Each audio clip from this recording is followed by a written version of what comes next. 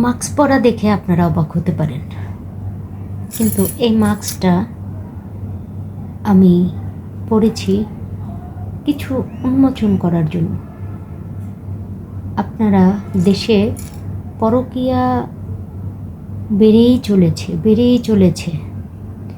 আমি সাধারণত সবসময় নারীদের পক্ষ নিয়ে কথা বলি, কিন্তু অসভ্য যারা তারা তো অসভ্যই। এই মাস্ক পরা কিছু বেয়াদব নারী, এই মাস্ক পরা মুখোশধারী কিছু প্রসিকিউটরের জন্য পতিতা, বাংলা কথায় বেশ্যা, মুখোশধারী, এরা মুখোশ ধারণ করে আছে। আরে পতিতাদের স্যালুট করা উচিত, কারণ ওরা কোনো সংসার নষ্ট করতে আসে না। পুরুষরা ওদের কাছে যায়, কিন্তু ওরা কোনো বাড়ি এসে সংসার নষ্ট করে না। এই মুখোশধারী, মাস্ক পরা মুখোশধারী ভদ্র কিছু অসভ্য মেয়ে, কিছু নারী আজকাল আপনার আমার সবার সংসার শেষ করে দিচ্ছে। আমরা নিশ্চিন্তে ছেলে সন্তান, মানে 20 বছর 25 বছর 10 বছর সংসার, এখন আমরা এত যত্ন করে সাজিয়ে গুছিয়ে একটা সংসার তৈরি করা হয়, সেই সংসারের বাচ্চাদের মন মানসিকতা, সেই নারীর মন মানসিকতা সব কিছু ধ্বংস করে দিচ্ছে এই মুখোশধারী কিছু বেশ্যা ভদ্র সমাজে। মানে এদের আবার নীতির বুলি এরা সোশ্যাল মিডিয়াতে পোস্ট করে। এদের জন্য ইকরা আপু সে চলে গেল অকালে কিছুদিন আগে। আপনারা এই কয়েকদিন আগে আপনারা জানেন ঝড় তুলেছে পিনু সোহেল রানা। সে কত সুন্দরী মহিলা পিনু, শিক্ষিত, অথচ তাকে ডাকাতির নাম করে তাকে খুন করে এই পরকীয়ার জন্য। মানে এই মুখোশধারী এই নারীদের, এদের যে কী করা উচিত, আমার মনে হয় যে যারা আমরা সমাজের ভয়ে, আমাদের লজ্জায়, আমরা স্বামী ছেড়ে দিলে আমরা লজ্জায় সমাজে মুখ দেখাতে পারবো না, এরকম একটা মেন্টালিটি নিয়ে আমরা বড় হচ্ছি, আমাদের বোঝানো হয়। কিন্তু এইভাবে অকালে জীবনগুলো চলে যাচ্ছে।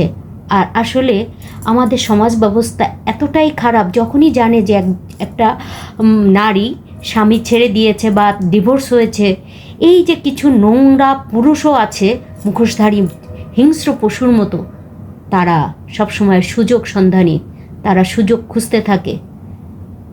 যার কারণে এই নারীগুলো অসহায়ত্ব নিয়েই, যারা ভালো তারা এই স্বামীর নির্যাতনের শিকার হচ্ছে, না কোথাও যেতে পারছে, মুখ বুজে সব সহ্য করছে, আর দিন শেষে তাদের জীবন বিসর্জন দিচ্ছে। বাচ্চাগুলা তাদের মা হারাচ্ছে, তাদের মানে সামাজিক যে বাঁচার যে একটা তাগিদ, ভালোভাবে বেড়ে ওঠা, ভালোভাবে বাঁচা, ভালোভাবে মানুষ হওয়া, সেটা আর সম্ভব না। আসলে দেশটা কোথায় যাচ্ছে? আর কিছুদিন পরে শিক্ষিত কোনো ভালো মানুষ তৈরি করার সেই কাঠামো তো আমরা রাখতে পারছি না। পুরুষদের আমরা আমাদের প্রয়োজনে, আমাদের সংসারের উন্নতির জন্য আমরা সবসময় নারীরা যারা আছি, হাজব্যান্ডকে একটা মানে খুব খারাপ অবস্থায় থাকলেও তখন আমরা চেষ্টা করি তাকে সাপোর্ট করে, অ্যাপোর্ট করে তাকে উন্নত করার জন্য। অথচ এই পুরুষগুলা যখনই একটু টাকার মুখ দেখে, তখনই তার পিছনের ওয়াইফকে ভুলে যায়, তার অবদানকে ভুলে যায়। আর এর জন্য এই কুৎসিত কিছু নোংরা যারা হলো এখন খুঁজে এস্টাবলিশড পুরুষ খোঁজে, ওরা মানে ব্যাচেলার, এরা যে এত লোভী। এই রে, তোদের মা বাপ নেই? এই বাপ মা জন্ম দেয় নেই? এই তোর বাবা মা যদি এরকম করতো, বা তোর মার সাথে তোর বাপের সাথে যদি এরকম হতো, তোর মার যদি এরকম অত্যাচার করতো, তোর কেমন লাগতো? তোরা কি একবারও নিশ্চিস টাকার কাছে এই সংসারগুলো এইভাবে ধ্বংস করে দিচ্ছিস? একদম যারা পরকীয়া করে, আপনার সমাজের লোকলজ্জার ভয় পাবেন না, কারণ যে অন্যায় করে তার লজ্জা, আপনার কিছু না। আপনার মান সম্মান এটা কিছু দিনের জন্য, আর মানুষ কিছু মনে রাখে না। আপনার কেন এত ভয়? আমি জানি ওই দুশ্চরিত্র, যেমন ডাকাতির মামলা, যদি যখন বউরে নিজে নির্দোষ প্রমাণ করার জন্য বউকে জঘন্যতম নিচে নামায় দিতে পারে, আপনারা মুখ খুলুন। এরপর থেকে কোনো, আমার মনে হয় কোনো পরকীয়া আপনি যদি জানেন, ছবি সহ আপনারা ফেসবুকে, আপনাদের যেহেতু এখন একটা মানে মাধ্যম আছে, আপনারা ছবি সহ পোস্ট করেন, তাহলে সবাইকে সতর্ক করুন। আমার আগে প্রতিটা ছবি তুলে তুলে তাদের সহ পোস্ট করুন। আপনারা চেষ্টা করুন, আপনারা ছবি সহ পোস্ট করে এদের মুখোশ আপনারা উন্মোচন করুন। এরা ভদ্রবেশে আপনার আমার সবার সংসার ধ্বংস করে দিচ্ছে এবং বাচ্চাদের, ছোট ছোট বাচ্চাদের ভবিষ্যৎ নষ্ট করে দিচ্ছে। বর্তমান এভাবে চলতে থাকলে ভবিষ্যতে আর কোনো মানুষই থাকবে না, অমানুষে ভরে যাবে। আপনারা এখনও পদক্ষেপ নিন। আর আইনগতভাবে আপনারা আসলে আইনে যারা আছেন তারা, আপনারা একটু সজাগ হন। প্রশাসনকে বলবো যে এই দিকটাকে আপনারা একটু বিবেচনা করবেন, কারণ এইভাবে অকালে প্রতিনিয়ত একটার পর একটা সংসার ভেঙেই যাচ্ছে। মহিলারা ঘরের ভিতরে বাচ্চা সামলায়, কাজ করে, আরে বাইরে কাজ করেও তো তারা শান্তিতে নাই, সেখানেও পরকীয়া। আর এই মেয়েগুলাকে ধরে যে কি করা উচিত, মানে আমি জানি না, মানে এদের কোন ধরনের শাস্তি হওয়া উচিত। আর এদের কোনো ধর্ম নাই, এদের কোনো নীতি নাই, এদের কিছুই নাই। এদের যদি থাকতো, কোনো মায়ের সন্তান, কোনো মায়ের মনে হয় জন্ম দেয় নাই, এদের কোনো মায়ের গর্ভে হয় নাই। যদি হইতো তাহলে এরকম করতে পারতো না।